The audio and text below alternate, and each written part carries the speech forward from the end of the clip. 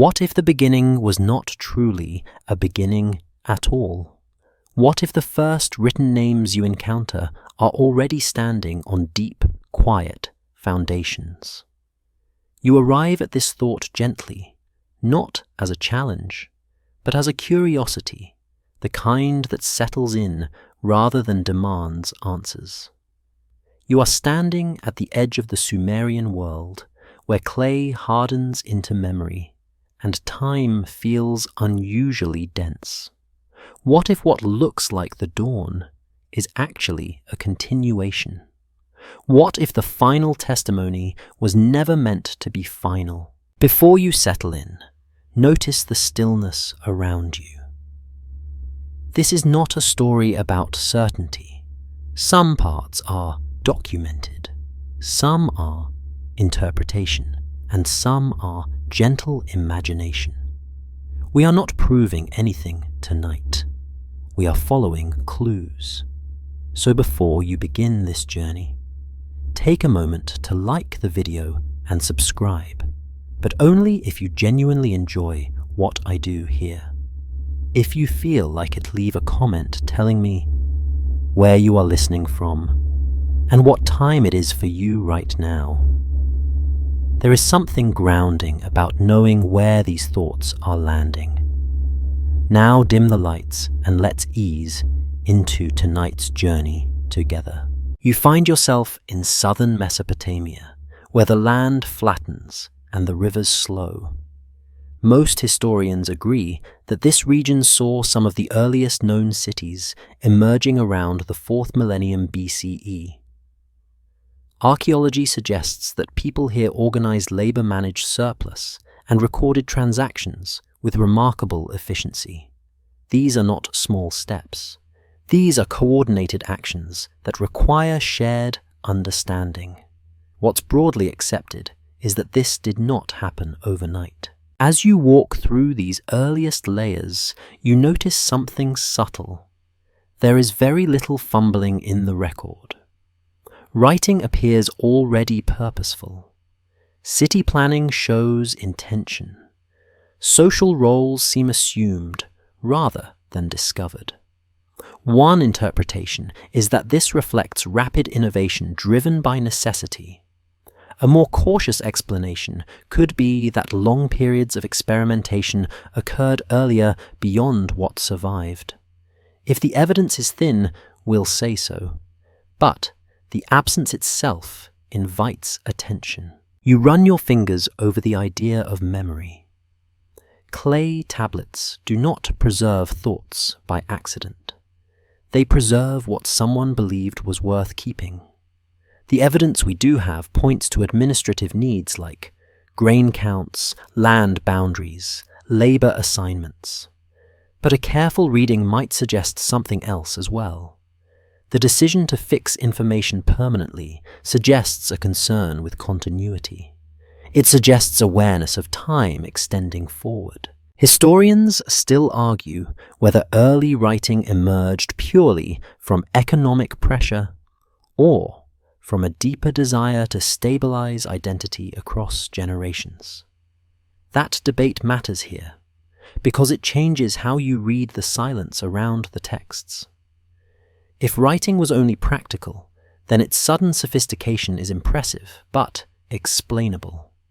If it also carried memory, then it may hint at something earlier that needed preserving. You pause at the word civilization. It sounds firm, but it is surprisingly soft around the edges. Archaeology suggests gradual clustering rather than abrupt arrival. Villages become towns. Towns become cities. Yet Sumer stands out because it is where the trail becomes legible. One interpretation is that this is simply where conditions allowed survival of records. Another possibility is that this is where something decided to be remembered. You are not being asked to believe in lost empires or vanished technologies. A fringe idea proposes that Sumer was not the first civilization, but the seventh in a sequence of rises and collapses. This theory isn't widely accepted, but it lingers because the number 7 appears repeatedly in Sumerian culture. If we treat it as a possibility rather than a conclusion, it becomes less about counting civilizations and more about how people thought about time. 7 days, 7 gates, 7 sages. These patterns are documented. Archaeology suggests ritual significance. One interpretation is that 7 represented completeness or cosmic order. What if it also represented memory of cycles? Not proof, just a mood that drifts quietly alongside the data. You notice that Sumerian texts often look backward. Kings are listed in sequences that stretch impossibly long into the past. Floods divide eras cleanly. What's broadly accepted is that these lists blend myth and history. But the structure matters. A careful reading might suggest that the past was not fuzzy to them. It was ordered, even if symbolic. The mystery is not in what we know, but in what we can't confirm. The earliest layers already assume knowledge of agriculture, metallurgy, astronomy, and law. Archaeology suggests incremental development, and that remains the solid ground. But one interpretation wonders whether some of that development occurred earlier outside the record we have. You sit with that idea without gripping it. We'll keep the solid ground separate from the mist. The solid ground says Sumer was extraordinary but human. The mist asks why the record feels like a continuation rather than a beginning. Let me rephrase that more carefully. That's a possibility, not a certainty. As the night deepens, you realize that this question does not need resolution to be meaningful. The 7th civilization is not a claim. It is a lens. It invites you to read Sumerian records, not as the first voice, but as the first one that stayed. Archaeology suggests that survival shapes history more than origin. You breathe slowly. The rivers continue their quiet work. Clay dries. Memory sets. Whether Sumer stood alone or at the end of forgotten lines, what remains is a civilization that understood the weight of time. And that understanding is enough to begin. You remain close to the tablets, not moving on, so much as leaning in. The clay is dry now, but it once carried the warmth of hands. Most historians agree that cuneiform writing began as a practical system, a way to track goods labor and obligations in growing cities. Archaeology suggests that early tablets recorded sheep, barley, silver, and time owed. This is the solid ground. These marks were useful. They kept systems running. And yet, as you look longer, usefulness alone begins to feel incomplete. You notice how carefully the signs are pressed, how consistently they repeat across regions. One interpretation is that scribes were highly trained specialists working within strict conventions. A more cautious explanation could be that writing itself carried authority, and authority demanded precision. If the evidence is thin, we'll say so, but the care is still there. You imagine the first moments of writing not as invention, but as recognition. Someone realizes that marks can stand in for memory, that they can outlast voices. What's broadly accepted is that this realization changed everything. Administration became scalable. Power could extend beyond presence. But a careful reading might suggest another layer. Writing also allowed intentions to travel forward in time. Historians still argue whether early writing was meant only for internal use, or whether it was also designed to be read by unknown future eyes. That debate matters more than it seems. If the tablets were only for immediate needs, their survival is accidental. If they were also messages, then their tone shifts subtly. You notice that some tablets repeat information already known. Others summarize events long past. Some preserve hymns and stories that do not serve obvious administrative functions. Archaeology suggests these appeared later as writing expanded beyond accounting. One interpretation is that once the tool existed, people found new uses for it. That is reasonable. Another possibility is that preservation was always part of the intent. The evidence we do have points to scribal schools, places where writing was taught systematically. Exercises repeat signs again and again. This tells you something important. Writing was not improvised. It was transmitted deliberately. You slow your breathing and let that idea settle. Transmission implies expectation. Someone believed the system would continue. You read that scribes often signed their work, names pressed into clay, small claims of presence. What if that signature was more than pride? What if it was a way of saying, I was here, and this mattered? We are not proving anything tonight. We are following clues. A popular rumor claims that some tablets were buried intentionally sealed away as archives rather than discarded. This theory is not widely accepted, but archaeology does show organized storage. If we treat it as a possibility rather than a conclusion, it raises a quiet question. Who were these records for? You think about time again. Writing slows time down. It stretches moments into permanence. One interpretation is that early Sumerians felt the instability of their world acutely. Floods, droughts, shifting rivers.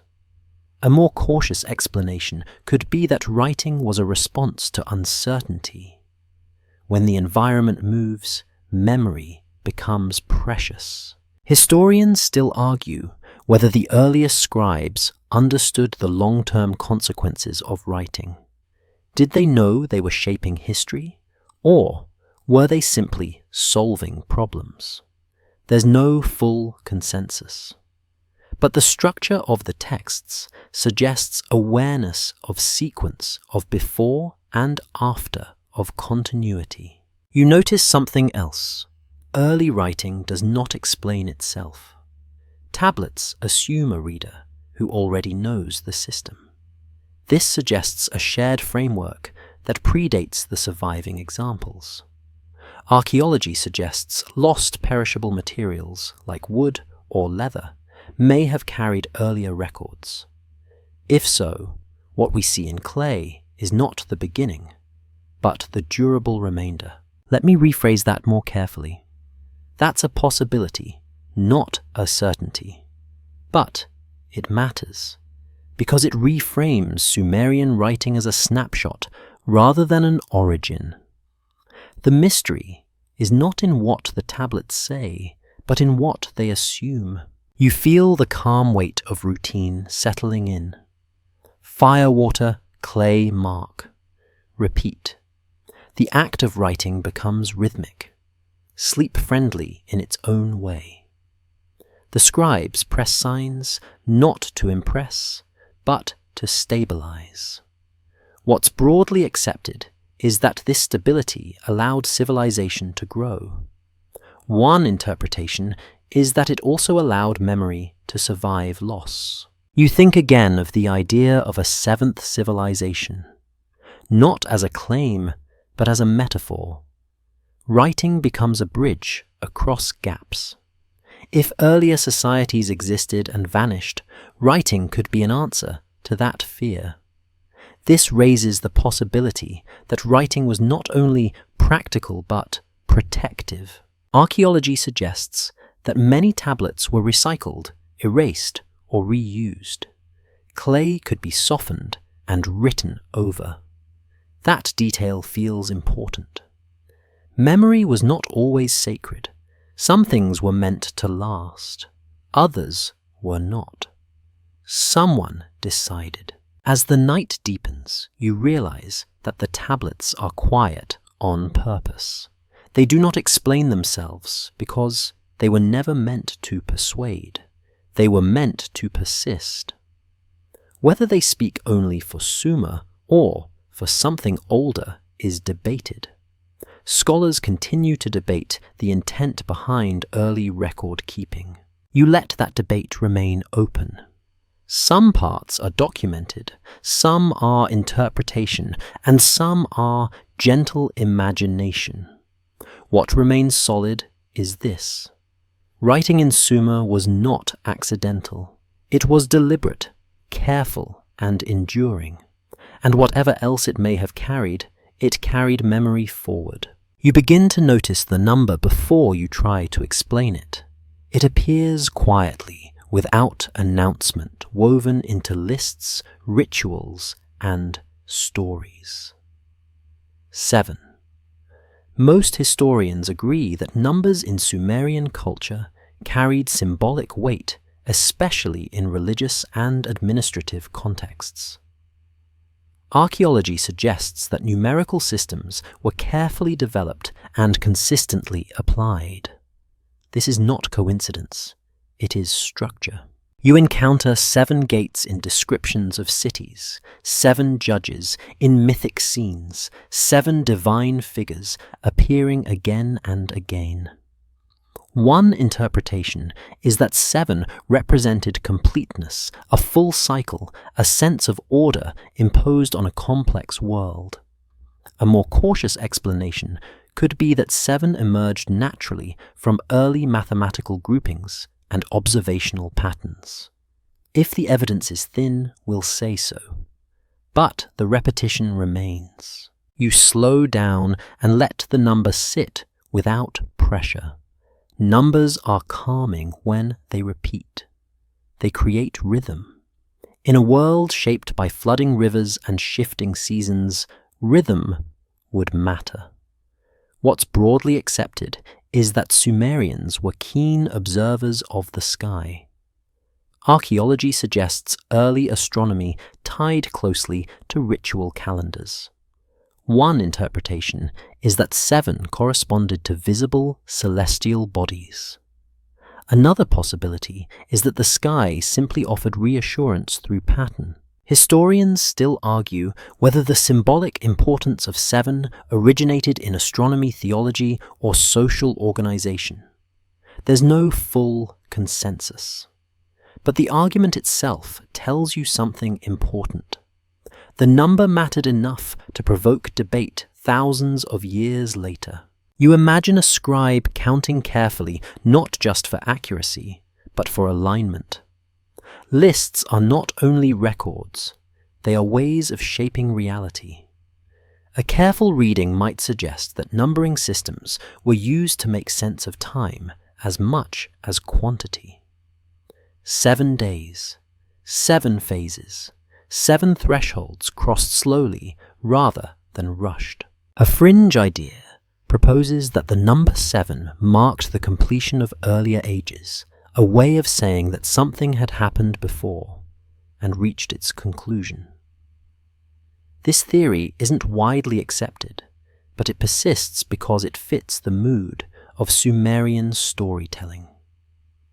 If we treat it as a possibility rather than a conclusion, it becomes less about lost civilizations and more about how people understood continuity. You notice that Sumerian myths often describe beginnings as renewals rather than first moments. Creation follows destruction. Order follows chaos. Archaeology suggests that real floods repeatedly reshaped the land. One interpretation is that cultural memory absorbed these cycles and expressed them symbolically. What if the number 7 was less about counting and more about remembering repetition?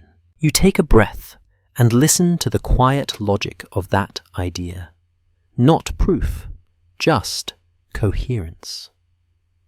The evidence we do have points to a society deeply concerned with balance.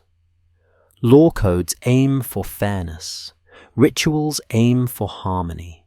Numbers help hold that balance steady. Historians still argue whether numerical symbolism in Sumer was consistent across regions or evolved locally. Some tablets emphasize 7 strongly, others barely mention it. That inconsistency matters. It suggests adaptation rather than doctrine. If 7 were a rigid rule, it would appear everywhere. Instead, it appears where it feels meaningful. You reflect on how later cultures inherited this number. 7 days in a week, 7 heavens, 7 sages. Most historians agree that Mesopotamian thought influenced surrounding civilizations profoundly. Archaeology suggests transmission through trade conquest and teaching. One interpretation is that 7 traveled because it worked. It was memorable. It felt complete. Let me rephrase that more carefully. That's a possibility, not a certainty. But it explains why 7 feels familiar even now. It lingers in language and habit, calming in its symmetry. A popular rumor claims that 7 was a warning rather than a comfort, a reminder that cycles end whether people are ready or not. This idea is debated and rests more on mood than evidence. If the evidence is thin, we'll say so. Still, the emotional tone of Sumerian texts often carries a quiet awareness of impermanence. You return again to the idea of a 7th civilization, not as a claim etched in stone, but as a question shaped by numbering itself. If people count to 7, what comes before matters. What comes after may not. One interpretation is that 7 marked a stopping point, a place to rest. You let that rest arrive. Numbers fade back into pattern. The night deepens. The clay tablets remain patient. Whether 7 marked God's stars or cycles of memory, it served its purpose. It organized thought. It soothed uncertainty. The mystery is not in whether 7 proves anything. It does not. The mystery is why it felt necessary at all. Archaeology suggests a world seeking order. Interpretation suggests a mind aware of repetition. Gentle imagination wonders if 7 was a way of saying this has happened before. You do not need to answer that. You only need to notice it. And noticing is enough to continue. You arrive at the lists slowly because they ask for patience. Names stretch downward in neat columns, each line carrying weight. Most historians agree that the Sumerian king list combines historical rulers with figures drawn from mythic tradition. Archaeology suggests that some of the later names correspond to real cities and dynasties we can identify. This is the firm ground. The list mattered. It was copied, preserved, and respected. You notice how the list does not rush. It moves deliberately from one ruler to the next, assigning reign lengths that feel carefully chosen. Some last decades. Others span centuries. One interpretation is that the early sections were symbolic, meant to convey legitimacy rather than chronology. A more cautious explanation could be that time itself was conceptualized differently, measured by meaning rather than years. Historians still argue whether the earliest kings in the list were ever intended to be read as literal individuals or as representations of eras. That debate has lingered for generations because the list sits exactly between history and story. It refuses to choose one side completely. You imagine the act of compiling it. Someone deciding which names belonged, someone deciding where the flood would divide time. The evidence we do have points to political motivation. Later rulers benefited from linking themselves to a deep, ancient lineage. What's broadly accepted is that continuity strengthens authority. But you pause at how the list treats the flood. It is not chaotic, it is orderly. Kingship descends from heaven, pauses, resumes. One interpretation is that this reflects mythic worldview. Another possibility is that it reflects memory of disruption so significant it reorganized how time was remembered. Archaeology suggests that large floods did occur in Mesopotamia, inundating settlements and forcing rebuilding. That part is documented. What remains open is how those events shaped cultural memory. A careful reading might suggest that the flood in the king list is less about water and more about rupture. You breathe and let that idea soften. We are not proving anything tonight. We are following clues. The list does not explain itself. It assumes the reader understands why the flood matters. That assumption tells you something about shared knowledge. A fringe idea proposes that the king list preserves memory of multiple cycles of civilization, compressing them into symbolic reigns. This theory is not widely accepted, and the evidence supporting it is thin. If we treat it as a possibility rather than a conclusion, it becomes a question about storytelling. How do you describe deep time to people who live short lives? You notice that after the flood reign length shortened dramatically, kings become more human, cities become recognizable. Most historians agree that this reflects a shift from mythic framing to historical record. Archaeology suggests increased documentation in this later period. One interpretation is that the list transitions from sacred memory to political tool. Let me rephrase that more carefully. That's a possibility, not a certainty. But it explains the tonal change you feel as you read. The list grows quieter, less grand, more precise. You imagine listening to this list being recited aloud. Names spoken slowly, reigns measured carefully. It would feel like a chant, a way of anchoring the present to the past. What's broadly accepted is that oral tradition played a role alongside written record. One interpretation is that the list stabilized memory across generations. You return again to the idea of a seventh civilization. The king list does not say this explicitly. It does not count civilizations. But it does divide time cleanly. Before the flood, after the flood. One interpretation is that this division mattered more than the number of eras. What if the act of dividing time was itself the lesson? You think about why people need beginnings. Perhaps because endings are unsettling. The king list offers both. It allows collapse without erasure. The kings before the flood are not forgotten. They are placed carefully where they belong. Archaeology suggests that many early cities were rebuilt on top of earlier ones, layer upon layer. That physical reality mirrors the list. Each era rests on what came before. One interpretation is that Sumerians understood this intuitively. Civilization was not fragile, but it was cyclical. Scholars continue to debate how much historical data can be extracted from the early sections of the list. There's no full consensus. Some names may encode places. Others may encode ideals. If the evidence is thin, we'll say so.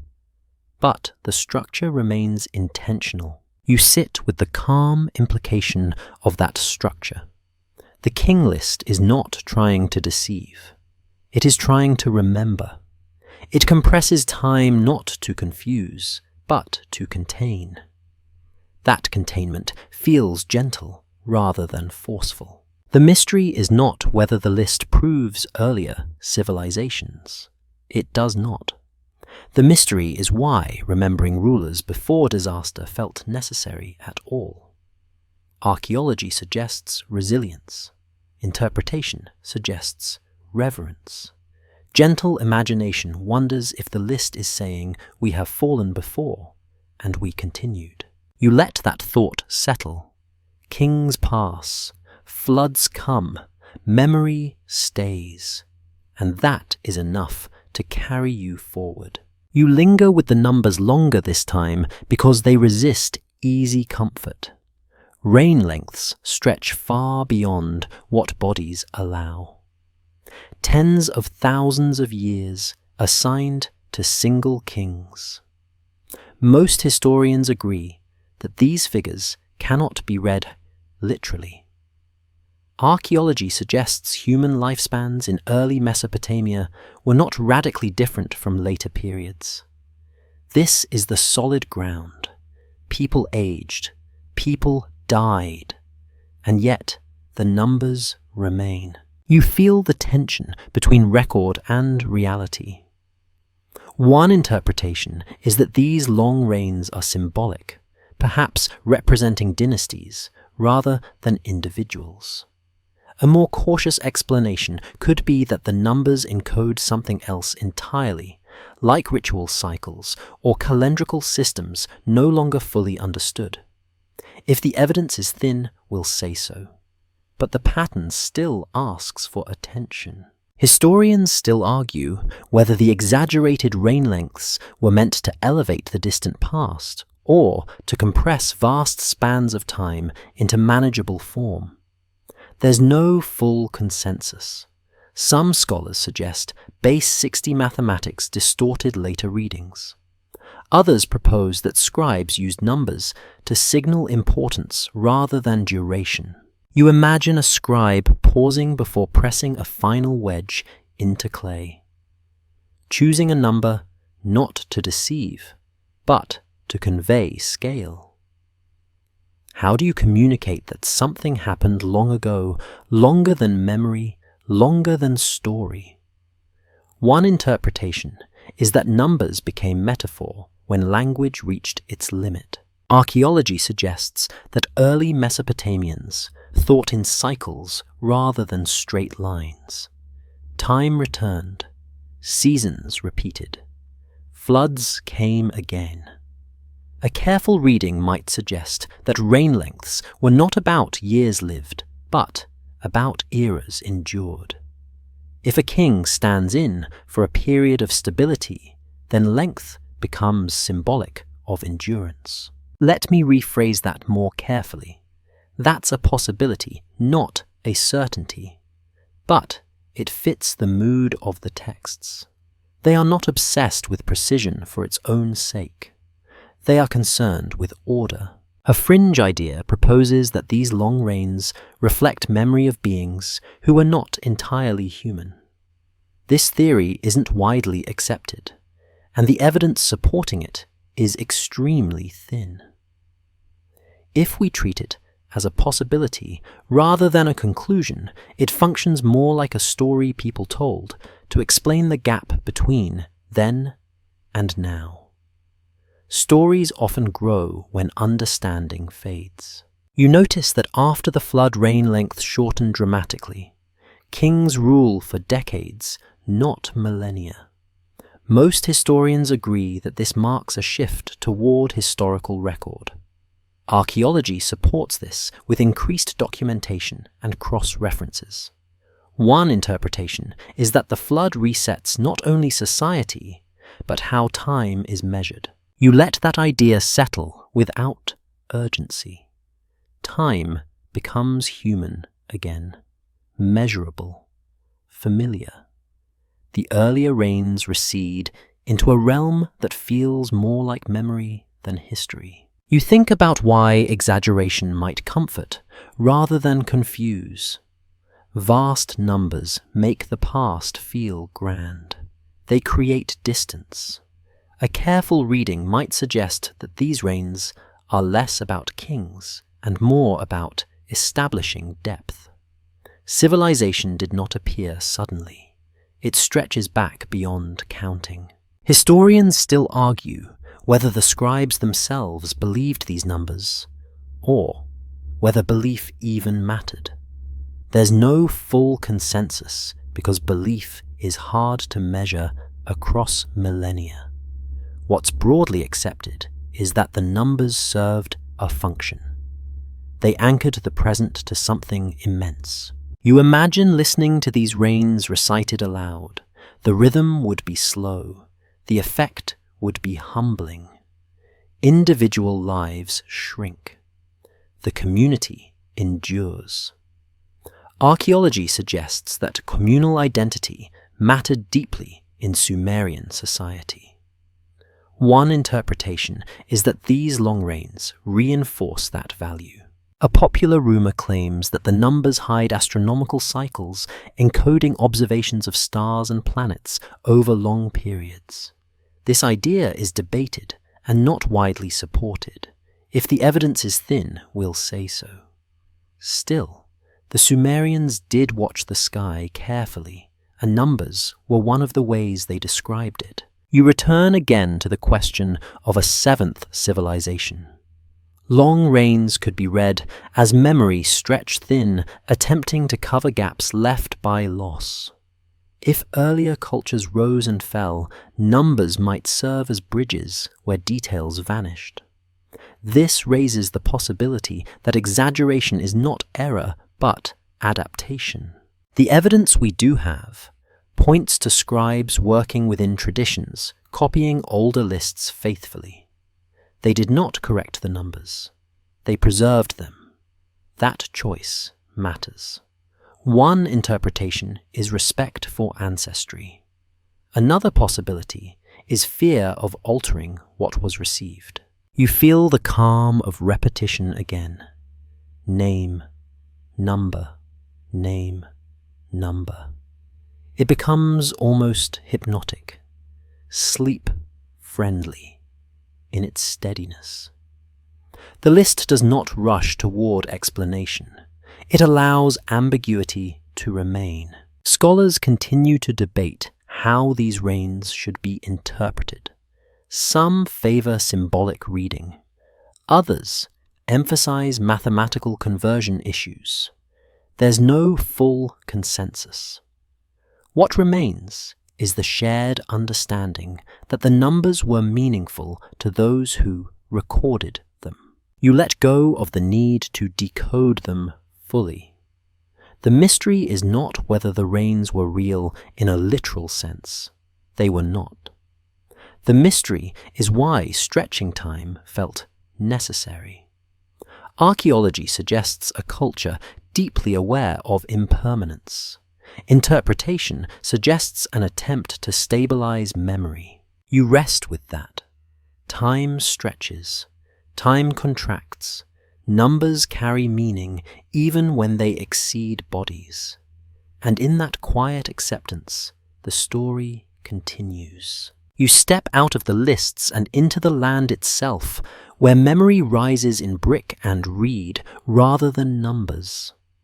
The ground beneath you feels soft, once marshy, shaped by rivers that refuse to stay still.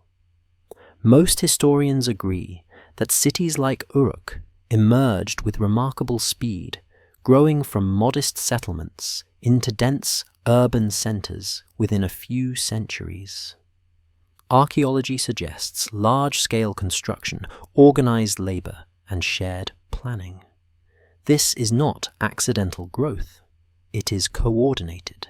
You picture the marshland before the walls, water channels cut carefully, reeds harvested, clay lifted and shaped by many hands.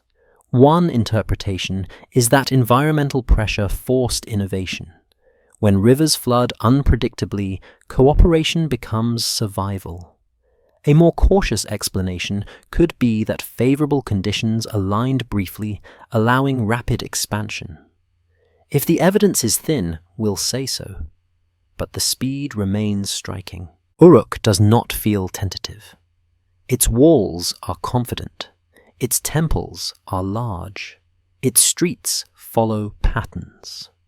The evidence we do have points to knowledge already in motion.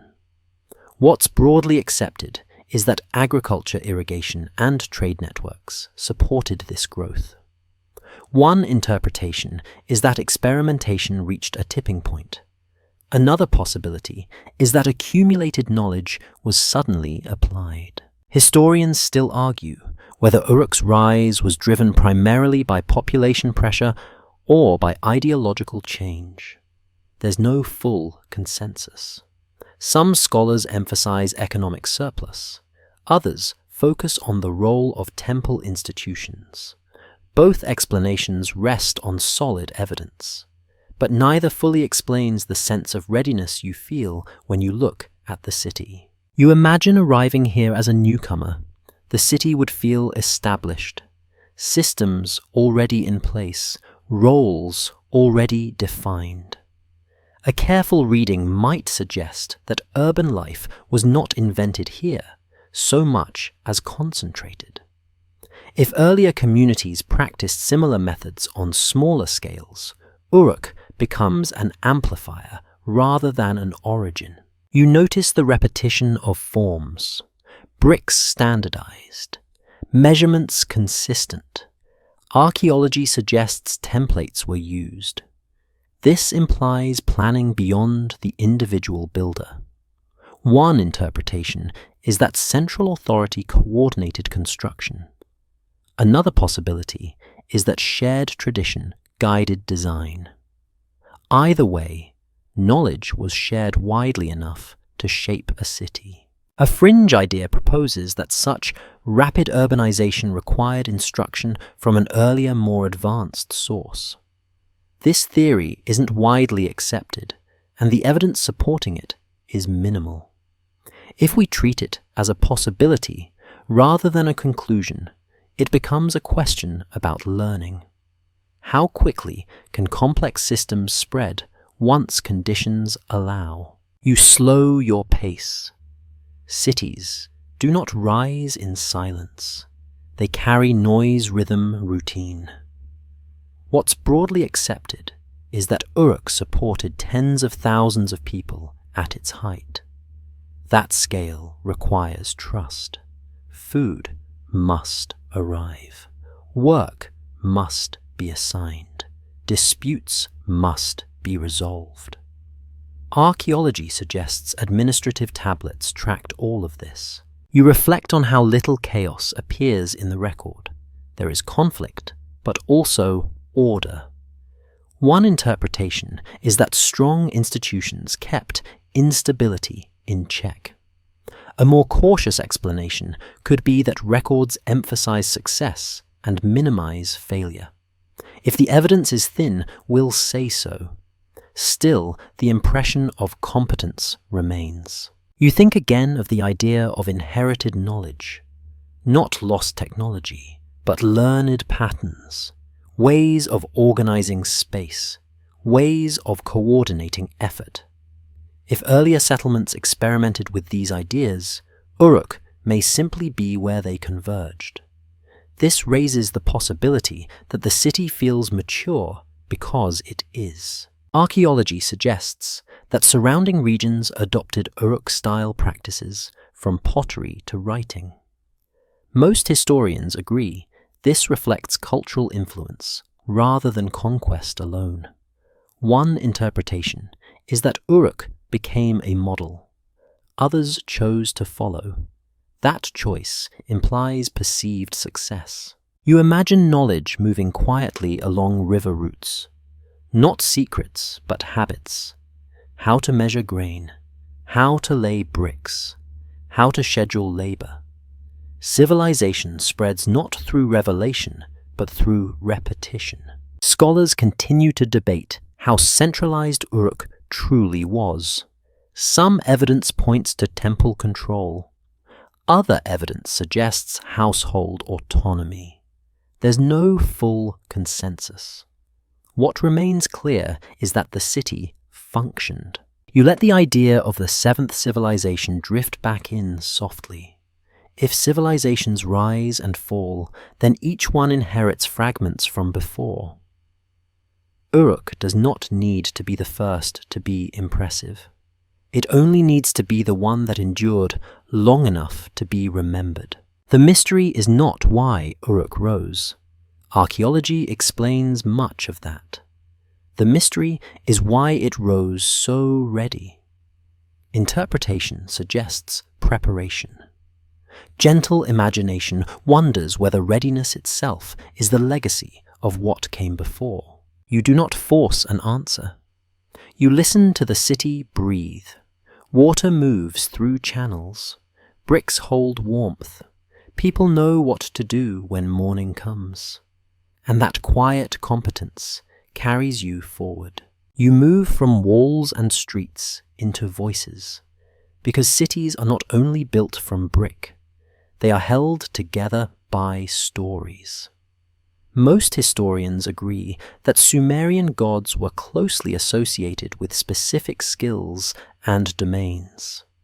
Archaeology suggests temples functioned as centers of learning as well as worship. This is the documented ground. Deities were not distant. They were instructors, patrons, and overseers of daily work. You notice how often the gods are described as teaching. Enki gives wisdom. Inanna grants political authority. Ningirsu oversees order and justice. One interpretation is that these stories personify human knowledge, turning skills into divine gifts to reinforce social cohesion. A more cautious explanation could be that attributing skills to gods made knowledge feel stable in an unpredictable world. If the evidence is thin, we'll say so, but the teaching motif remains strong. You imagine standing in a temple courtyard, listening as a priest recites hymns. The language is instructional. It explains how things should be done, how fields are measured, how contracts are honored, how rituals follow sequence. The evidence we do have points to temples as administrative hubs. What's broadly accepted is that religion and governance were deeply intertwined. Historians still argue whether these gods were ever thought of as literal teachers, or whether teaching was always metaphorical. There's no full consensus. Some texts describe gods handing down tools or laws directly. Others speak in allegory. The boundary between story and instruction feels intentionally soft. You consider how knowledge is preserved in societies without widespread literacy. Stories become vessels. A careful reading might suggest that myths were not entertainment, but memory devices. They carried instructions encoded as narrative. This raises the possibility that divine teachers were less about supernatural beings and more about safeguarding expertise. A fringe idea proposes that the gods described in Sumerian texts were memories of advanced visitors who introduced skills to early humans. This theory isn't widely accepted, and the evidence supporting it is minimal. If we treat it as a possibility, rather than a conclusion, it functions more as a reflection of how extraordinary the skills felt. When knowledge appears suddenly, people look for extraordinary sources. You slow down and notice something calming. The gods do not hoard knowledge. They distribute it. They argue, but they teach. What's broadly accepted is that Sumerian religion emphasized balance rather than blind obedience. One interpretation is that teaching gods reflect a culture that valued learning as sacred. You think again of Uruk and its readiness. If skills were framed as gifts from the divine, then learning them carried moral weight. A more cautious explanation could be that this framing encouraged consistency. If a god taught a method, changing it carelessly would feel risky. Archaeology suggests that apprenticeship systems existed alongside religious instruction. Young scribes learned by copying older texts. Crafts were passed down through families and guilds. One interpretation is that gods provided legitimacy to these systems. Another possibility is that stories simply mirrored how learning already worked. Historians still argue whether Sumerian myths preserve traces of historical events or whether they are purely symbolic. There's no full consensus because myth and memory intertwine easily. If the evidence is thin, we'll say so. But myths often reflect real concerns. You notice that gods are described as arriving, departing, convening, and withdrawing. These movements feel deliberate. A careful reading might suggest that divine presence explained periods of stability, while absence explained decline. This pattern appears across cultures. What if it is a way of narrating success and failure without assigning blame? You think again of the seventh civilization idea. Teaching gods could represent inheritance, knowledge arriving not from nowhere, but from before. Not proof of lost teachers, but a story shaped by continuity. This raises the possibility that myths are less about origin and more about transmission. You let that idea rest. It does not need to be resolved. The mystery isn't in whether gods were real teachers. The mystery is why teaching itself was sacred. Archaeology suggests that survival depended on shared skill. Interpretation suggests that sanctifying knowledge protected it. You imagine the quiet pride of a craftsperson who knows their work reflects divine order. A pot shaped correctly is not just useful, it is right. A contract written properly is not just legal, it is balanced. What's broadly accepted is that this mindset fostered stability. Scholars continue to debate how literal Sumerian religious belief was. Some argue for deep faith. Others emphasize ritual practice over belief. There's no full consensus. What remains clear is that gods provided a framework for learning. You breathe slowly. The gods step back into their stories. The skills remain. Fields are planted. Tablets are written. Cities function. Whether knowledge came from inspiration, inheritance, or imagination, it was shared deliberately. And in that sharing you sense the quiet heart of civilization. Not revelation, but repetition. Not miracles, but teaching. And that gentle rhythm carries you forward. You notice them almost in passing, at first carved figures that do not demand attention, yet seem unwilling to be ignored. Fish cloaks drape over human forms. Wings fold neatly at the back. Buckets and cones are held with care. Most historians agree that these figures, often called apkallu, appear frequently in Sumerian and Assyrian art. Archaeology suggests they were associated with protection, wisdom, and ritual purification. This is the documented ground. You stand with the reliefs and let your eyes adjust. These are not chaotic images. They repeat with precision. One interpretation is that the apkallu represent priestly figures wearing symbolic garments, perhaps ritual costumes meant to embody sacred roles. A more cautious explanation could be that the imagery blended human authority with animal symbolism to express mastery over nature. If the evidence is thin, we'll say so. But the consistency matters. The apkallu are often described in later texts as sages from before the flood-bearers of knowledge who taught humanity essential skills.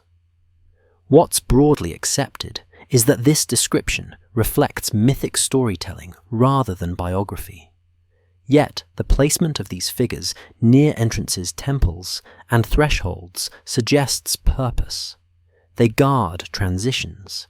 They oversee boundaries. Historians still argue whether the Apkallu were meant to be read as mythic beings, ancestral figures, or symbolic roles occupied by living priests. There's no full consensus. Some scholars emphasize textual descriptions. Others focus on visual context. The debate itself highlights how carefully these figures were designed to resist simple explanation.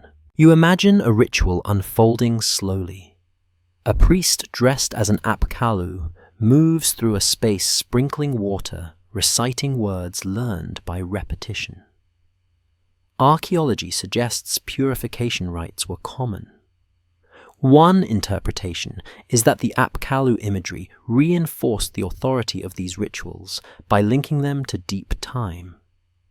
Another possibility is that the figures were reminders of ideal conduct, rather than literal beings. A fringe idea proposes that the Apkallu represent memories of non-human teachers who appeared suddenly and disappeared just as quietly. This theory isn't widely accepted, and the evidence supporting it is minimal. If we treat it as a possibility rather than a conclusion, it becomes a reflection of how extraordinary knowledge can feel when its origins are forgotten. You slow your breathing and notice how calm the figures appear. They do not threaten. They instruct. Buckets suggest water. Cones suggest planting or purification.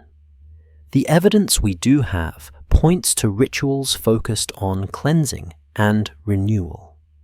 What's broadly accepted is that these practices aimed to maintain balance between people gods and environment. You think again of the flood. The Apkallu are often said to come from before it. After the flood, only one remains. This narrative detail feels important. A careful reading might suggest that knowledge was once abundant and later scarce, not lost entirely, but reduced. Historians still argue whether this reflects actual cultural loss or simply narrative structure. There's no full consensus. But archaeology does show periods of disruption followed by rebuilding. One interpretation is that myths encode these experiences emotionally rather than historically. You notice how the Apkallu appear alongside kings. They advise, they legitimize. What if this imagery served to connect rulers to ancient wisdom without claiming divine status themselves? A more cautious explanation could be that kings borrowed the symbolism to reinforce authority. Let me rephrase that more carefully. That's a possibility, not a certainty. But it fits the way symbols travel. They are reused, adapted, and reinterpreted as needs change. You return again to the idea of the seventh civilization. The Apkallu are described as 7 sages. 7 appears again, calm and familiar. Not proof of cycles, but a reminder of pattern. One interpretation is that numbering organizes memory. Another possibility is that it comforts uncertainty. Archaeology suggests that later cultures reimagined the Apkallu in new forms. Wings become more prominent. Fish cloaks fade. This evolution tells you something important. Symbols survive by changing. Knowledge is not static. It adapts. The mystery is not whether the Apkallu were real beings. The mystery is why they were remembered as teachers at all. The evidence we do have points to a culture deeply invested in preserving skill and order. Interpretation suggests that framing knowledge as ancient made it trustworthy. You rest with that idea.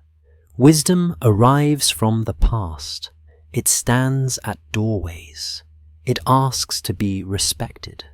Whether embodied by priests' myths or imagination, the Apkallu serve as guardians of continuity. You let the figures fade back into stone. The lessons remain: purify, protect, remember. And with that quiet instruction, you move forward. You lift your gaze upward now, not in awe exactly, but in habit. The sky has always been there, steady and patient, inviting attention. Most historians agree that Sumerians closely observed the heavens, tracking the movements of the sun, moon, and visible planets. Archaeology suggests that astronomical observation was tied to agriculture ritual calendars and political decision-making. This is the documented ground.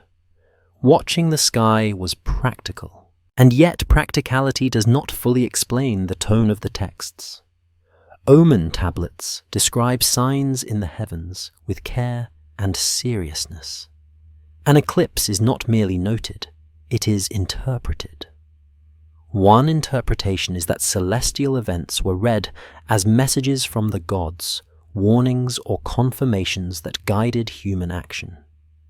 A more cautious explanation could be that pattern seeking offered reassurance in an unpredictable world. If the evidence is thin, we'll say so, but the attention is undeniable. You imagine standing on a rooftop at night, clay tablet, nearby stylus ready. Stars rise, planets wander. The evidence we do have points to long-term observation rather than casual glancing. What's broadly accepted is that Sumerians recognized repeating cycles and recorded them. This required patience. It required memory. Historians still argue whether omen texts were meant as literal predictions or as frameworks for interpreting uncertainty. There's no full consensus. Some scholars emphasize belief in divine communication. Others suggest omens functioned as decision tools, allowing leaders to act with perceived cosmic support. You notice how specific some omens are. If a planet appears in a certain position, expect a certain outcome. A careful reading might suggest this is not superstition, but system building. When cause and effect are unclear, structure provides calm. A fringe idea proposes that some of these sky-watching practices reflect communication rather than observation, as if the heavens were not only watched but listened to. This theory isn't widely accepted, and the evidence supporting it is minimal. If we treat it as a possibility rather than a conclusion, it becomes a poetic way of describing attentiveness. People felt addressed by the sky. You slow your breathing and feel how gentle that idea is. Not fear, not panic. Attention. The sky does not shout, it signals. What's broadly accepted is that omens guided decisions like planting warfare and travel. One interpretation is that this reduced personal blame. Outcomes were attributed to cosmic order rather than individual failure. You think again of the seventh civilization idea. If earlier societies watched the sky, then knowledge could accumulate quietly over generations. Astronomy is patient work. It rewards consistency more than innovation. This raises the possibility that some of what Sumerians recorded was inherited practice, refined rather than invented. Archaeology suggests that later Mesopotamian cultures expanded these astronomical traditions significantly. Most historians agree that Sumer laid foundations later built upon by others. One interpretation is that all early observation created a stable base. Another possibility is that continuity itself was the goal. You notice that omen texts often coexist with practical records. Grain tallies sit beside celestial signs. This pairing feels intentional. A careful reading might suggest that the heavens and the earth were never separate domains. What happened above mattered because it affected what happened below. Historians still argue whether Sumerian astronomy was primarily religious or scientific by modern standards. There's no full consensus, partly because those categories did not exist in the same way. What's broadly accepted is that observation preceded explanation. You imagine the calm discipline required to watch the sky night after night. No immediate reward, just accumulation. The mystery isn't in whether the sky spoke. The mystery is why listening felt necessary. Archaeology suggests environmental vulnerability. Interpretation suggests a desire for alignment. You let that alignment settle. The sky becomes a mirror rather than a command. Patterns repeat. Confidence grows. Decisions feel supported. Whether Sumerians believed they were receiving instructions or simply reading signs, the result was the same. Attention became tradition. Knowledge moved forward quietly, and under the patient sky, civilization will learn how to wait. You feel the story shift here, not abruptly, but like water rising slowly around familiar ground. The flood does not arrive as chaos, it arrives as structure. Most historians agree that flood narratives appear across Mesopotamian texts, including Sumerian sources that predate later versions. Archaeology suggests that large-scale flooding did occur in the region, periodically devastating settlements along the rivers. This is the documented ground. Water reshaped lives. You notice how calmly the texts describe it. The flood is catastrophic, yet orderly. Warnings are given. Instructions are followed. Survival is possible. One interpretation is that these stories preserve memory of real disasters framed through religious language. A more cautious explanation could be that repeated floods became symbolic shorthand for societal collapse. If the evidence is thin, we'll say so. But the flood is never treated as random. You imagine the sound first, not roaring destruction, but persistent rain, rising water, familiar paths disappearing. The evidence we do have points to communities rebuilding again and again after such events.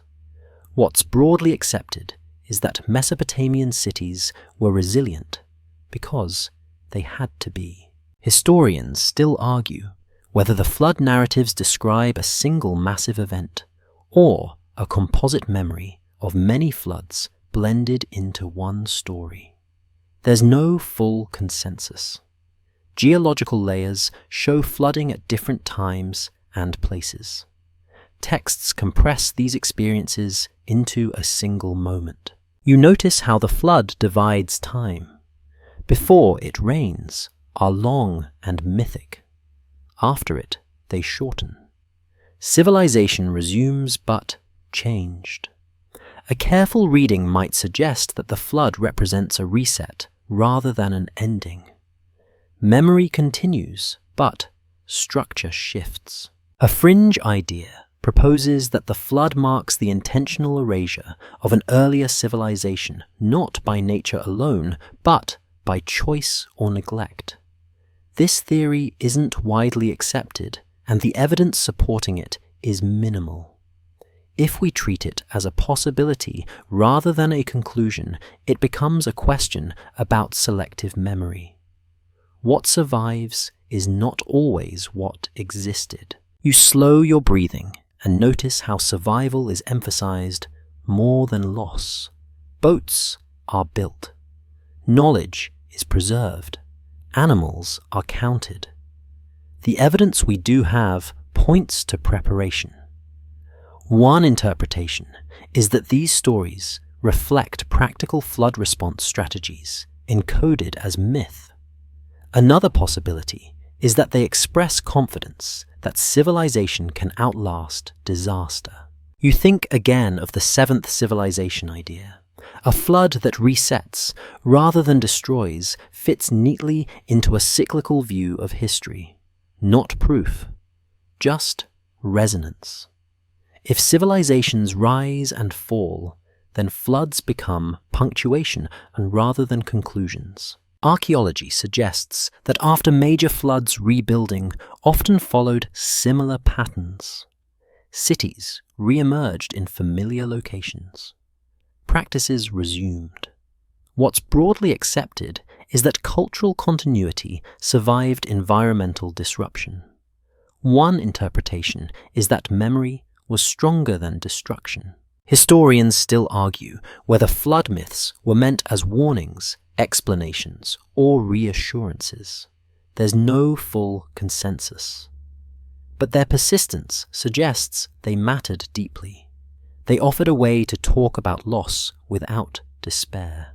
You imagine telling this story to a child. The message would not be fear. It would be preparation. Listen. Build carefully.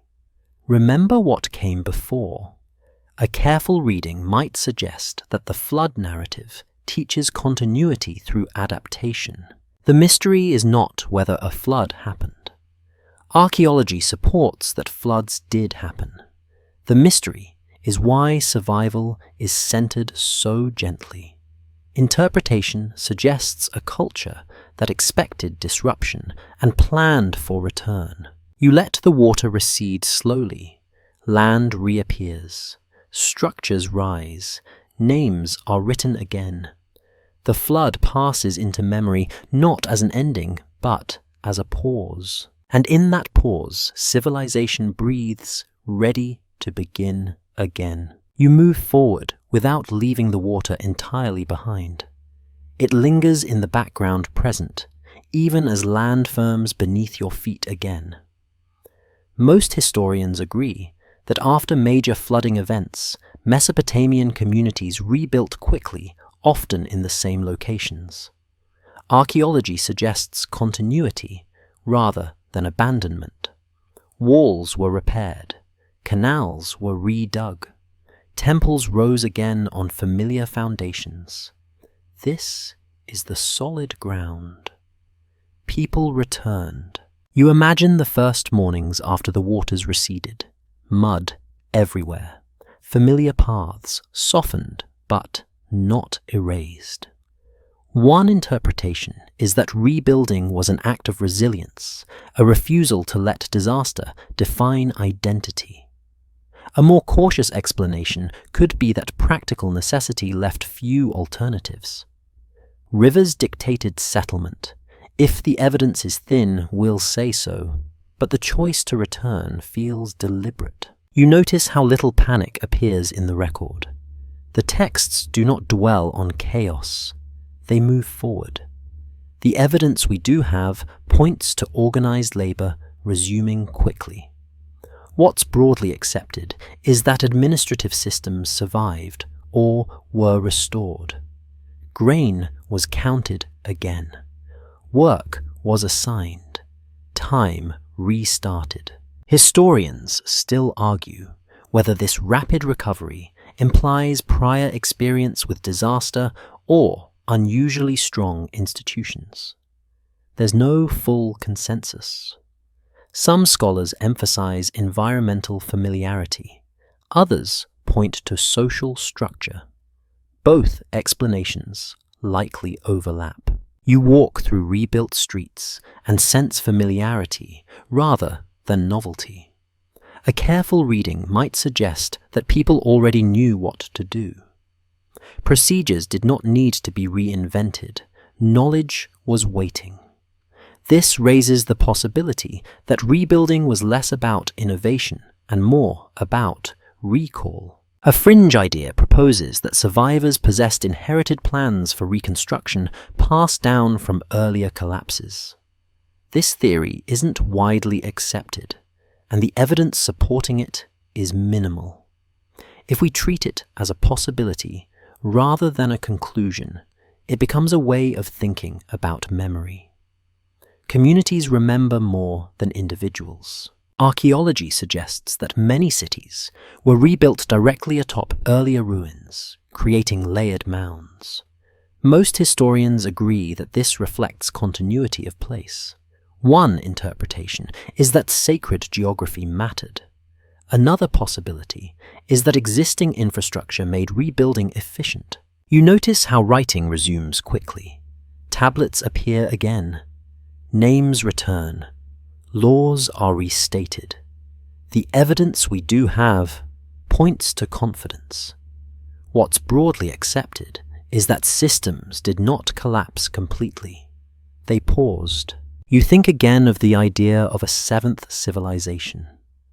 Rebuilding feels calm because it is familiar. If collapse has happened before, response becomes practiced. Not proof of earlier civilizations, but a mindset shaped by repetition. This raises the possibility that cultural memory extended further back than individual recollection. Historians still argue whether post-flood societies were fundamentally different from what came before. There's no full consensus. Some see increased centralization, others see continuity. What remains clear is that life resumed with intention. You imagine elders explaining old methods to younger hands, how to align walls, how to measure fields, how to read water levels. A careful reading might suggest that teaching became more important after loss. Knowledge had to be protected. The mystery is not why people rebuilt. Survival explains that. The mystery is how calmly they did it. Archaeology suggests preparation. Interpretation suggests confidence. Gentle imagination wonders whether rebuilding felt like returning home rather than starting over. You breathe slowly. The water recedes fully now. Fields are planted again. The story continues not as a new chapter, but as the same one resumed. And that continuity carries you onward. You reach a quieter idea now, one that does not announce itself loudly in the tablets, but lingers between the lines. It is not written as doctrine. It is inferred. The notion that what you are seeing may not be the first attempt. Most historians agree that Sumerian texts do not explicitly describe earlier global civilizations. Archaeology suggests no confirmed material evidence for advanced cultures predating known Neolithic societies. This is the solid ground, and it matters. And yet, ideas can exist without declarations. One interpretation is that Sumerian writers understood themselves as inheritors rather than originators. A more cautious explanation could be that this feeling of inheritance is common in societies that value tradition. If the evidence is thin, we'll say so. But the language of continuity appears often enough to be noticed. You think again of numbering. 7 sages, 7 divine decrees, 7 foundational principles. What's broadly accepted is that 7 carried symbolic meaning related to completeness. One interpretation is that the idea of a 7th civilization emerged much later as a modern reading imposed on ancient patterns. Another possibility is that ancient people used numbering to express sequence without needing precision. Historians still argue whether the concept of multiple world ages existed in early Sumerian thought, or whether it was introduced later through reinterpretation. There's no full consensus. Some texts hint at cycles, others emphasize singular creation. The record is not unified, and that ambiguity is important. You imagine how people explain origins when memory fades. Stories stretch backward until they reach symbols rather than events. Kings become longer-lived. Teachers become divine. Floods divide uncleanly. A careful reading might suggest that these elements serve the same function. They manage the unknown past. A fringe idea proposes that Sumerian records deliberately obscure earlier civilizations to prevent repetition of past mistakes. This theory isn't widely accepted, and the evidence supporting it is minimal. If we treat it as a possibility rather than a conclusion, it becomes less about secrecy and more about restraint. Sometimes silence is a form of caution. Archaeology suggests that early societies often reused materials rebuilding atop ruins without preserving records of what came before. Most historians agree that loss of information is far more common than preservation. One interpretation is that the absence of evidence for earlier civilizations reflects erosion rather than erasure. You slow your breathing and notice how this idea feels. Not dramatic, not conspiratorial, just quiet. Civilization leaves traces unevenly. What survives shapes what is remembered. The evidence we do have points to Sumer as the earliest preserved complex society, not necessarily the earliest that ever existed. You think again of the king list. It does not claim to begin at creation. It begins when kingship descends. That distinction matters. A careful reading might suggest that kingship itself had a starting point, not humanity. Before kings, there was something else, not described, not denied, simply unrecorded. Historians still argue whether this silence implies ignorance or intention. There's no full consensus. Some scholars see mythic compression, others see political framing. What's broadly accepted is that ancient texts often prioritize legitimacy over completeness. You imagine a scribe choosing where to begin, not because earlier times were unknown, but because they were unmanageable. Too diffuse, too distant. Writing requires boundaries. Civilization begins where writing can hold it.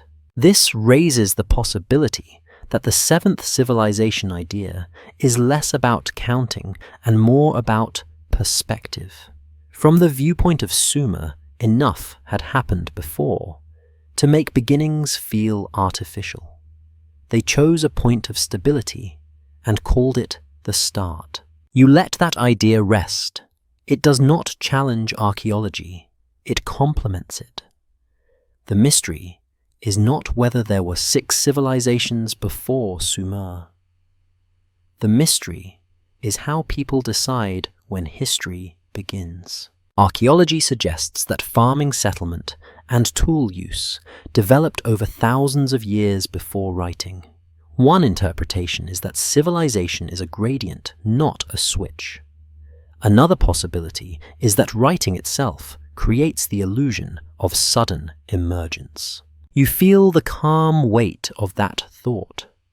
Civilization begins when memory becomes external, when clay holds what minds cannot. Everything before that becomes prehistory, not because it lacked complexity, but because it left fewer marks. The seventh civilization idea softens into metaphor. Sumer is the seventh, not because it followed 6 others, but because it followed many uncounted attempts. It stands where memory finally stayed. You do not need to decide if that metaphor is correct. Some parts are documented, some are interpretation, and some are gentle imagination.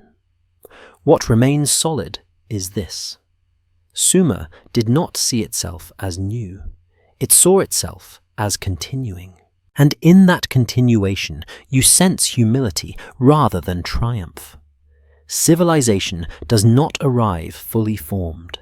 It accumulates. It remembers.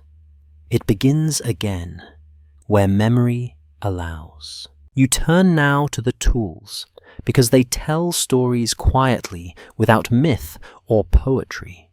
A blade does not explain itself. A seal does not argue. It simply works. Most historians agree that Sumerian societies developed and used tools that were well suited to their environment, including bronze implements, standardized weights, and efficient building methods. Archaeology suggests gradual improvement rather than sudden leaps. This is the solid ground. And yet, when you look closely, some tools appear without clear ancestors.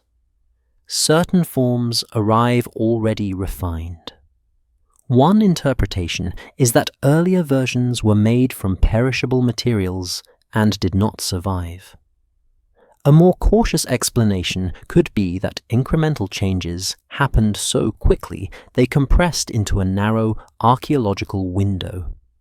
If the evidence is thin, we'll say so, but the absence of prototypes invites attention. You imagine holding a cylinder seal in your hand. It is small, precise, intricately carved. Rolling it across clay leaves a repeating image perfectly aligned each time. The evidence we do have points to seals being used for identity authority and administration. What's broadly accepted is that this required planning. You do not stumble into standardization by accident. Historians still argue whether certain Sumerian technologies spread through diffusion or independent invention. There's no full consensus. Some tools appear in multiple regions with similar design. Others remain localized. The debate highlights how knowledge moves. Sometimes it travels. Sometimes it grows in place. You notice how tools reflect mindset. Measurement systems imply agreement.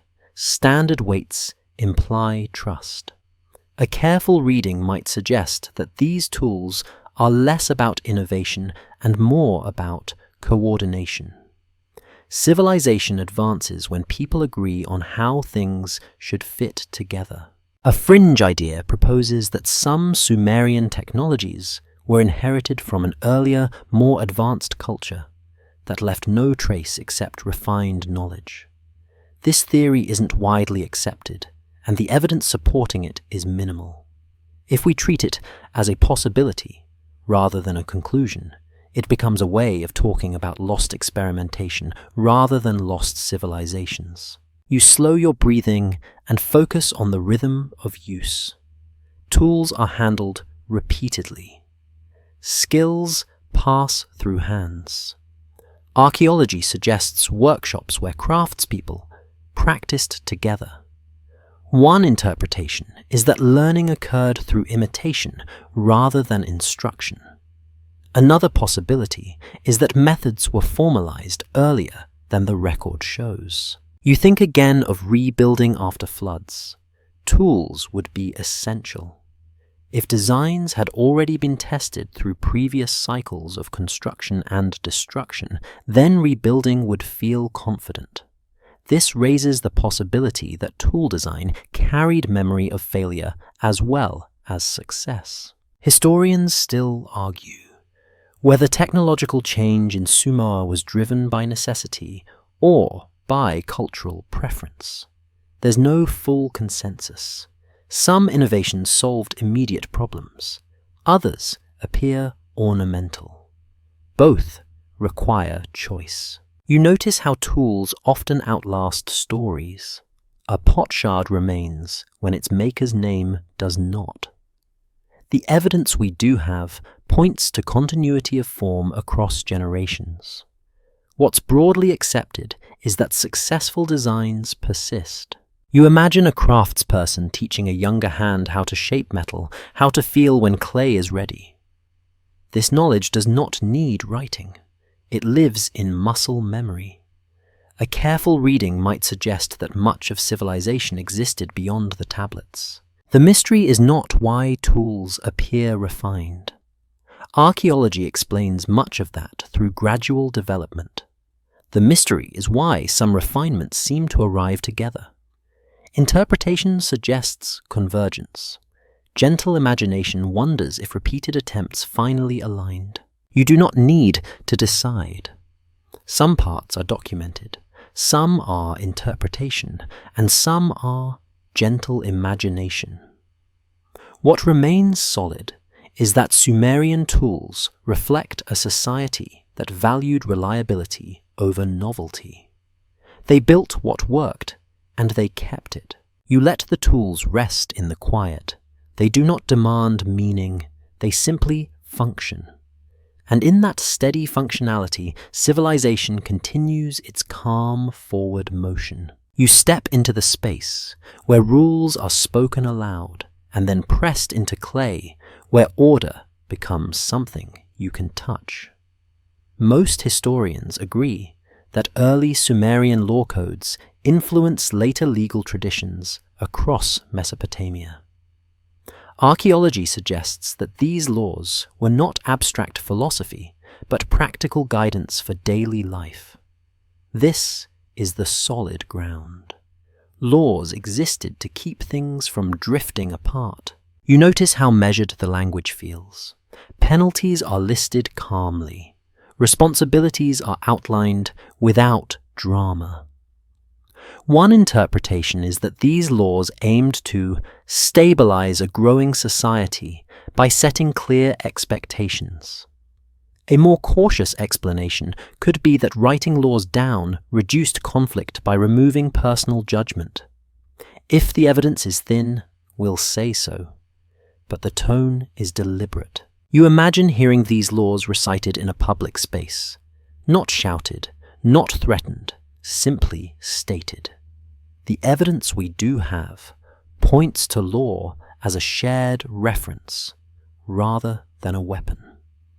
What's broadly accepted is that early legal systems emphasized restitution over punishment. Historians still argue whether Sumerian law codes were enforced uniformly or served more as ideals than realities. There's no full consensus. Some records show disputes resolved formally. Others suggest flexibility. The debate reminds you that law on clay does not always match law in practice. You notice how laws assume continuity. They reference property, marriage, labor, and trade as established facts.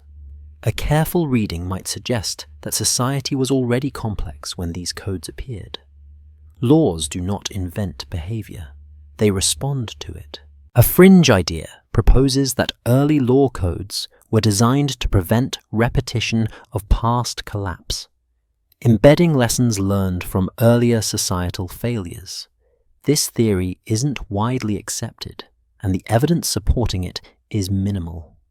If we treat it as a possibility rather than a conclusion, it becomes a way of understanding why stability mattered so deeply. You think again of rebuilding after floods. Clear rules would help prevent disputes when resources were scarce. One interpretation is that law emerged from necessity. Another possibility is that law emerged from memory. Communities remembered what happened when order broke down. Archaeology suggests that law codes were displayed publicly in later periods. Most historians agree this indicates an expectation of shared knowledge. One interpretation is that transparency fostered trust. Another possibility is that public law reinforced authority by making it visible. Historians still argue whether Sumerian laws reflect fairness by modern standards.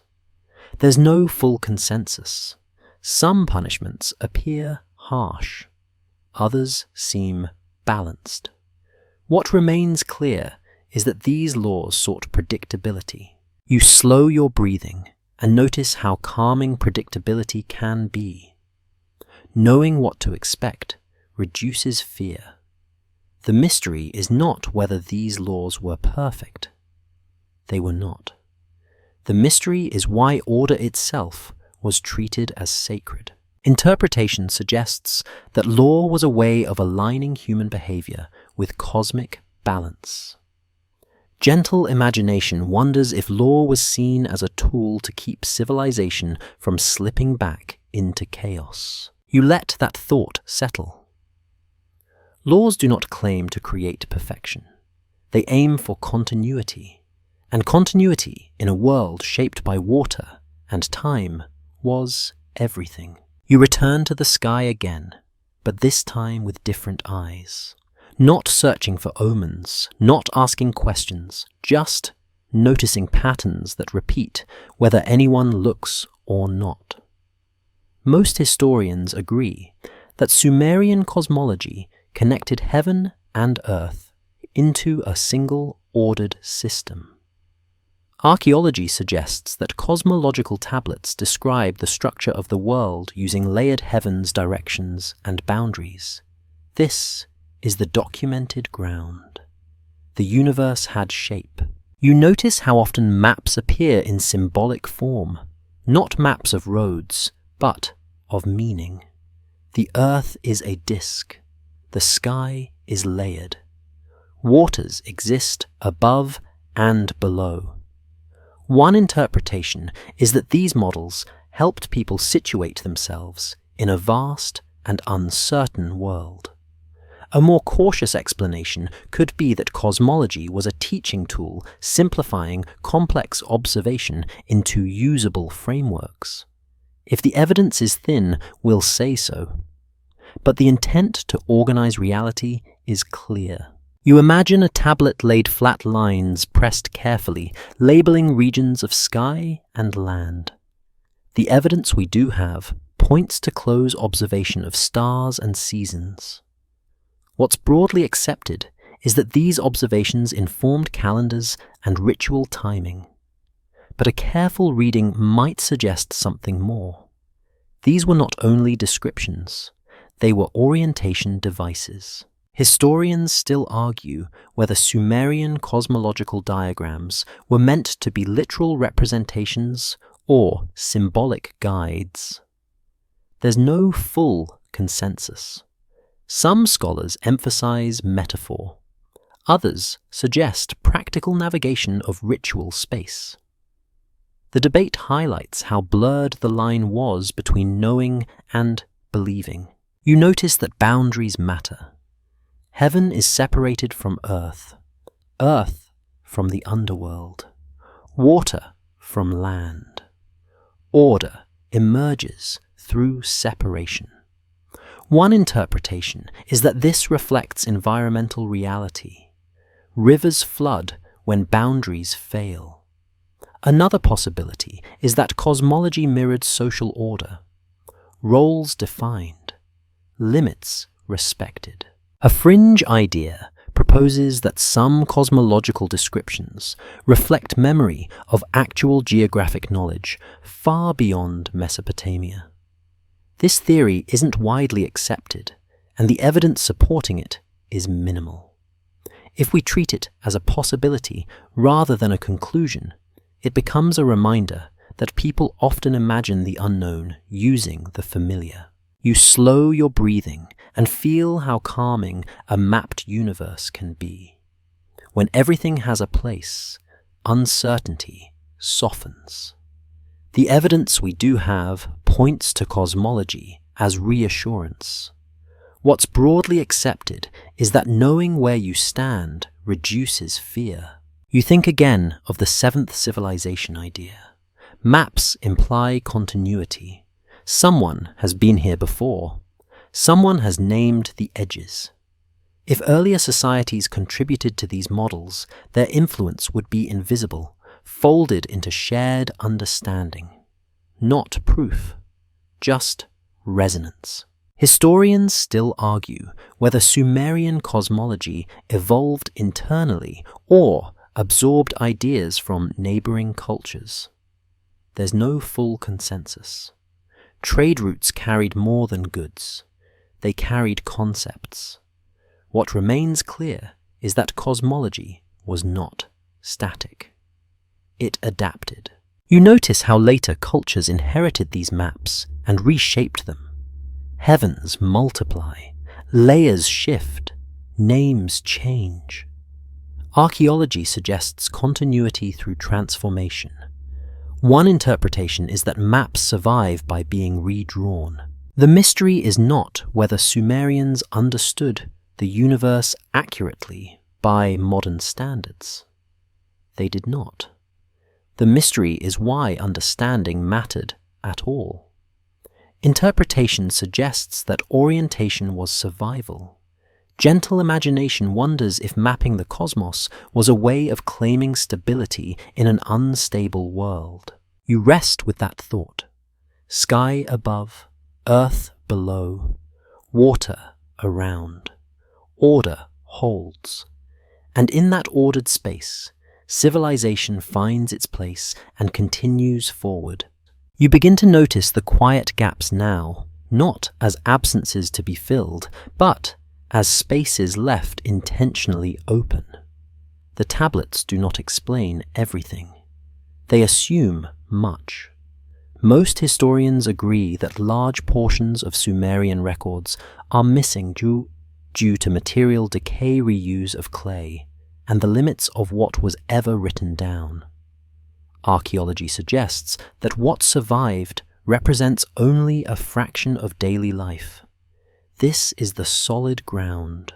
Silence is normal. And yet, some silences feel shaped rather than accidental. Certain transitions pass without explanation. Certain practices appear fully formed. One interpretation is that these gaps reflect oral traditions that never made it to clay. A more cautious explanation could be that scribes recorded what mattered to institutions, not to curiosity. If the evidence is thin, we'll say so, but the pattern of omission deserves attention. Historians still argue whether the absence of records in key areas reflects lost disinterest or deliberate restraint. There's no full consensus. Some scholars suggest that writing was expensive and selective. Others point out that power determines what is preserved. Both explanations sit comfortably beside each other. You imagine a scribe deciding what not to record. Not everything needs permanence. Some knowledge lives safely in practice. A careful reading might suggest that silence protected flexibility. What is not fixed can adapt. A fringe idea proposes that certain knowledge was intentionally withheld to prevent misuse or misunderstanding.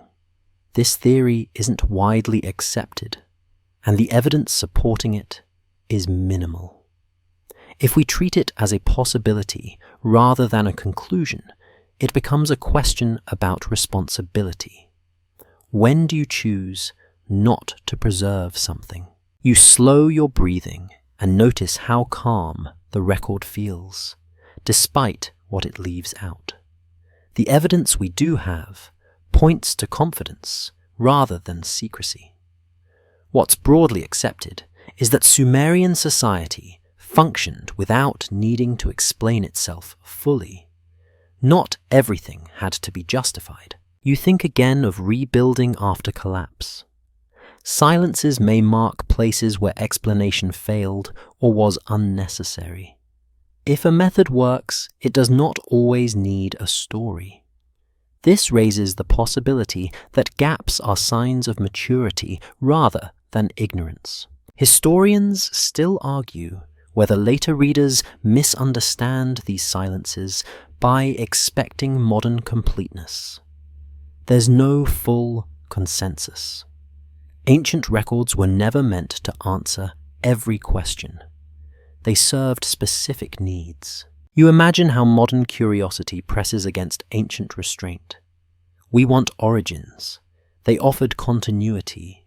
We want explanation. They offered practice. A careful reading might suggest that the unanswered questions are part of the design. You return again to the idea of the seventh civilization. Silences make room for imagination. They invite speculation without confirming it. Not proof of lost worlds, but acknowledgement that memory has limits. Archaeology suggests that many daily practices left no trace at all. Cooking methods, teaching styles, decision-making rituals. Most historians agree that lived experience far exceeds what survives materially. One interpretation is that civilization is mostly invisible. You let that idea settle. The mystery is not what is missing. The mystery is how much was never meant to last. Interpretation suggests acceptance. Gentle imagination wonders if restraint itself was wisdom. You do not force the gaps to speak. You let them be quiet. And in that quiet, you feel the weight of time more clearly than any inscription could provide. You begin to sense how stories move, not as fixed accounts, but as vessels carried gently from one generation to the next. Most historians agree that myth played a central role in preserving Sumerian cultural identity. Archaeology suggests these stories were shared orally long before they were written down. This is the documented ground. Memory traveled by voice before it settled into clay. You imagine sitting close to a fire as someone speaks the rhythm slow and familiar. Names repeat, places return, events echo. One interpretation is that these stories served as entertainment and moral guidance. A more cautious explanation could be that they functioned as compressed archives storing practical knowledge inside narrative form. If the evidence is thin, we'll say so. But the structure feels deliberate. Historians still argue whether Sumerian myths preserve fragments of real historical events or whether they are entirely symbolic. There's no full consensus. Some scholars point to recognizable landscapes and practices. Others emphasize universal themes that appear across cultures. The debate itself shows how closely myth and memory intertwine. You notice how myths explain process rather than origin. They describe how to behave, how to respond, how to restore balance. A careful reading might suggest that stories were not meant to answer what happened, but how to continue after it happened. This makes them resilient to change. A fringe idea proposes that myths encode technical or scientific information, disguised as narrative to survive periods of collapse. This theory isn't widely accepted, and the evidence supporting it is minimal. If we treat it as a possibility rather than a conclusion, it becomes a reflection on storytelling itself. Stories last when instructions do not. You slow your breathing and notice how gently these narratives move. There is conflict, but not chaos. Resolution follows disruption. The evidence we do have points to storytelling as reassurance. What's broadly accepted is that shared stories reduce uncertainty. You think again of the flood narratives. Their power lies not in destruction, but in continuity. People survive. Knowledge survives. A careful reading might suggest that survival is the true subject of the story. Historians still argue whether the repetition of certain motifs across cultures reflects shared origin or shared human experience. There's no full consensus. Trade migration and parallel development all offer explanations. What remains clear is that Sumerian stories traveled. You imagine these stories moving outward along river routes carried by merchants and migrants. Names change, details shift, the core remains. Archaeology suggests that later cultures adapted Sumerian myths to their own needs. One interpretation is that stories evolve to stay useful. You return again to the idea of the seventh civilization. If earlier societies rose and fell, stories would be among the few things light enough to survive. Not buildings, not tools, just patterns of meaning. This raises the possibility that myths are not about what was lost, but about what endured. You let that idea rest. Stories do not insist on accuracy. They insist on relevance. They teach by repetition rather than proof. The mystery is not whether Sumerian myths are factual. They are not meant to be. The mystery is why they were remembered so carefully. Interpretation suggests that memory itself was sacred. You feel the calm of that realization. Civilization does not survive by facts alone. It survives by stories that tell people who they are and how to continue. And in that gentle transmission, the past stays close enough to guide the present. You begin to sense the quiet thinning now. Not a collapse, but a gentle easing back. The record grows lighter. References shorten. Cities remain, but their voices soften. Most historians agree that the decline of Sumerian city-states was gradual, influenced by environmental stress, shifting trade routes, and political change. Archaeology suggests salinization of fields changing river courses and pressure from neighboring regions. This is the documented ground. Civilizations do not usually end in a single moment. You walk through later layers and notice continuity alongside change. Temples still stand. Writing continues. But the tone shifts. One interpretation is that authority dispersed as conditions grew harder to manage. A more cautious explanation could be that regional powers absorbed Sumerian practices into broader systems. If the evidence is thin, we'll say so. But the sense of transition is real. Historians still argue whether environmental factors alone were sufficient to weaken Sumerian society, or whether political fragmentation played a larger role. There's no full consensus. Some scholars emphasize soil exhaustion and water management failures. Others focus on external pressure and internal rivalry. The truth likely sits somewhere between. You notice that Sumer does not vanish. Its language fades from daily use, but its ideas persist. Akkadian becomes dominant. Sumerian becomes sacred, preserved in ritual and scholarship. The evidence we do have points to reverence rather than rejection. What's broadly accepted is that later cultures studied Sumerian texts deliberately. You imagine scribes copying an older language they no longer speak at home. This is not abandonment, it is preservation. A careful reading might suggest that Sumer was allowed to rest rather than disappear. Knowledge was folded forward instead of erased. A fringe idea proposes that Sumer withdrew intentionally, stepping back once its role was complete. This theory isn't widely accepted, and the evidence supporting it is minimal. If we treat it as a possibility rather than a conclusion, it becomes a poetic way of describing cultural transition. Influence does not always require dominance. You slow your breathing and feel how calm this ending feels. There is no catastrophe recorded, no final lament.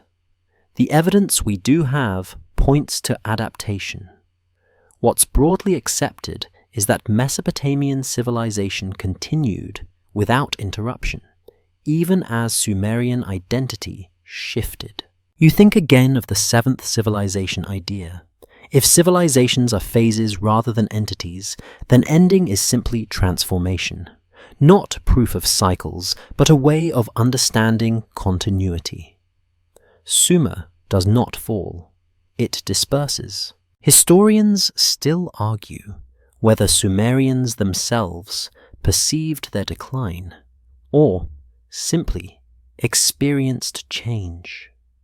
There's no full consensus. Texts do not announce an ending, they move on. You imagine the last generations speaking Sumerian as a learned language, not a mother tongue. The past becomes something to study rather than inhabit. A careful reading might suggest that this distance allowed memory to stabilize. The mystery is not why Sumer ended. Archaeology explains much of that. The mystery is how gently it let go. Interpretation suggests maturity. Gentle imagination wonders if completion feels quieter than beginnings. You let that quiet settle. Civilization does not need an ending scene.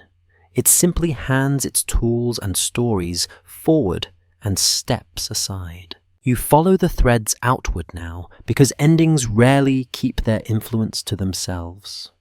Most historians agree that Sumerian ideas deeply shaped later Mesopotamian cultures, including Akkadian, Babylonian, and Assyrian societies. Archaeology suggests continuity in law, religion, writing, and administration long after Sumerian cities lost political independence.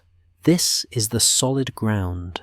Influence outlives authority. You notice familiar shapes appearing in new contexts. Cuneiform persists adapted to new languages. Law codes echo earlier principles. Gods are renamed, but recognizable. One interpretation is that later cultures found Sumerian systems effective and chose to preserve them.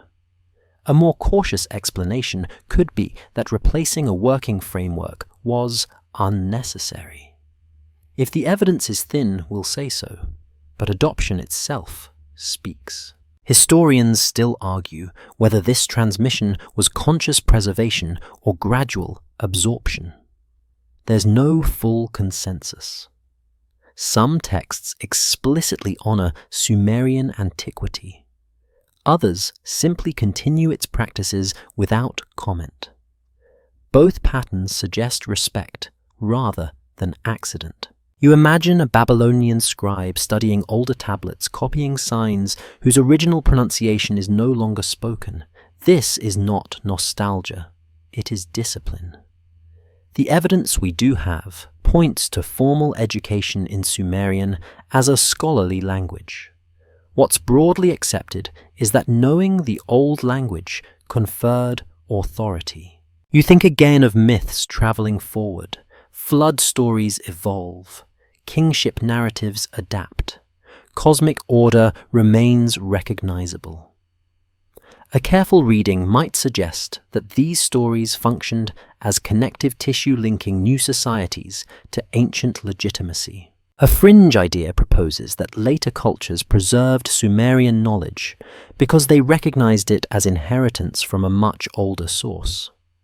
This theory isn't widely accepted, and the evidence supporting it is minimal. If we treat it as a possibility rather than a conclusion, it becomes a statement about reverence. People protect what they believe is foundational. You slow your breathing and notice how steady this transmission feels. There is no rush to innovate for its own sake. The evidence we do have points to careful curation. What's broadly accepted is that Mesopotamian culture valued continuity. You think again of the seventh civilization idea. If Sumer was one phase in a longer sequence, then its survival through others is significant. Not proof of earlier worlds, but proof that memory can be layered. Each culture builds on what remains. Historians still argue whether later civilizations understood Sumer as ancient in the same way we do. there's no full consensus. Some texts suggest awareness of great antiquity. Others treat Sumerian material as simply traditional. Either way, age did not reduce relevance. You imagine walking through a library where tablets from many eras sit together. Languages differ, styles shift, the core persists. A careful reading might suggest that civilization survives by copying before inventing. The mystery is not whether Sumer influenced later cultures. Archaeology confirms that. The mystery is why its influence was allowed to remain visible. Interpretation suggests humility. Gentle imagination wonders if later societies felt they were continuing a story rather than replacing it. You let that idea rest. Influence does not announce itself. It simply endures. And through endurance, Sumer remains present long after its cities fall quiet. You arrive without crossing a boundary. Nothing closes behind you. Nothing announces completion. The path simply levels out, as if it has always been leading here. Most historians agree that what survives of Sumer is partially shaped by preservation rather than intention. Archaeology suggests that even our best reconstructions rest on fragments, gaps, and careful inference. This is the solid ground. We know some things. We cannot know everything. You stand at that threshold calmly, not frustrated, not disappointed, just aware. One interpretation is that Sumerian records were never meant to answer every question. A more cautious explanation could be that the limits of material and time decide what reaches us. If the evidence is thin, we'll say so. But the pattern remains. Sumer speaks clearly about continuity and softly about art origins. Historians still argue whether the Sumerians saw themselves as founders or as inheritors. There's no full consensus. Some texts celebrate beginnings. Others emphasize restoration and return. The debate matters because it shapes how you read everything that came before. A careful reading might suggest that identity was rooted in maintenance rather than creation. You think again of the idea that framed this journey, the seventh civilization, not a declaration, not a secret history, a lens, a way of noticing that Sumer does not behave like a first attempt. It behaves like a civilization that knows fragility. One interpretation is that this awareness came from lived experience. Another possibility is that it came from inherited memory passed down without clear origin. Archaeology suggests that many societies before Sumer experimented with settlement farming and social structure. What's broadly accepted is that Sumer was the first to preserve these experiments in writing. That distinction matters. Writing creates permanence. It draws a line. Everything before it becomes less visible, not less real. You feel the calm of that realization.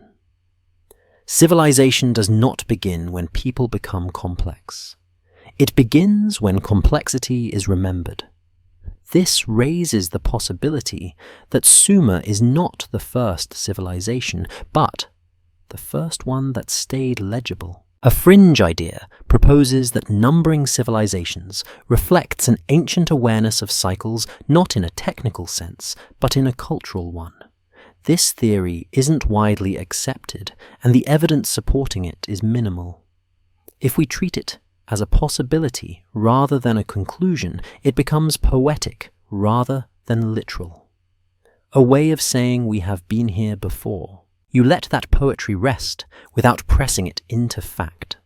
Some parts are documented, some are interpretation, and some are gentle imagination. We'll keep the solid ground separate from the mist. The mystery is not what Sumer hides. The mystery is what it chose to carry forward. Laws, stories, measurements, boundaries, ways of watching the sky, ways of rebuilding after loss.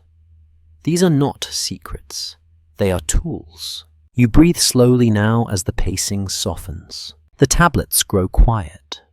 The cities fade into outlines. The rivers continue their patient work.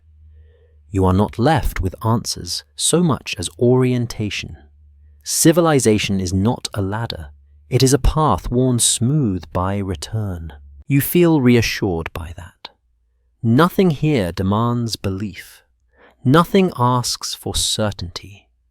What remains is a sense of continuity of people, doing their best to remember what mattered and letting the rest fall away. The seventh civilization, then, is not something lost. It is something recognized. A reminder that history does not begin cleanly and it does not end sharply. It accumulates. It pauses. It resumes. You allow the thought to slow, to stretch, to blur gently at the edges. The lights dim further now. The clay cools. The last impressions settle. And as the past quiets, you rest with the simple truth it leaves behind. Civilization survives not because it is perfect, but because it remembers enough to begin again. Sweet dreams.